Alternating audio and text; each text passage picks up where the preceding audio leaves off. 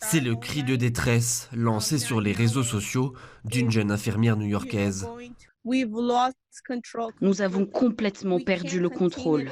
Nous ne pouvons plus contenir le virus. Nous ne pouvons même pas sonner l'alarme pour l'arrêter. Il est déjà partout. Comme elle, des dizaines de professionnels de la santé témoignent. Manque de matériel, de personnel, mauvaise gestion des hôpitaux. Dans l'État de New York, la situation s'aggrave de jour en jour, à tel point que certains soignants ont décidé de faire grève malgré la crise sanitaire. Ça se produit maintenant à New York, mais ça va continuer partout. Et si nous ne commençons pas à élever la voix maintenant, nous avons vraiment peur que le virus continue à se propager dans tout le pays. Il faut que tout le monde soit sur la même longueur d'onde. L'État de New York est devenu l'épicentre américain de l'épidémie, avec plus de 50 000 cas confirmés et au moins 728 morts.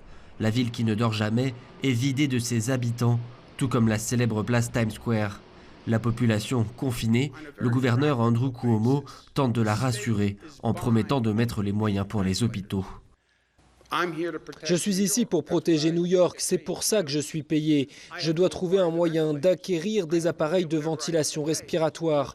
Peu importe combien je vais payer, je dois me les procurer. Donald Trump avait annoncé la possible mise en quarantaine de l'État avant de faire marche arrière sous le feu des critiques. Une communication à l'image de la classe politique américaine, divisée face à l'ampleur de la crise. Plus de 123 000 cas de contamination dans le pays et les médecins préviennent, l'épidémie n'en est qu'à son début.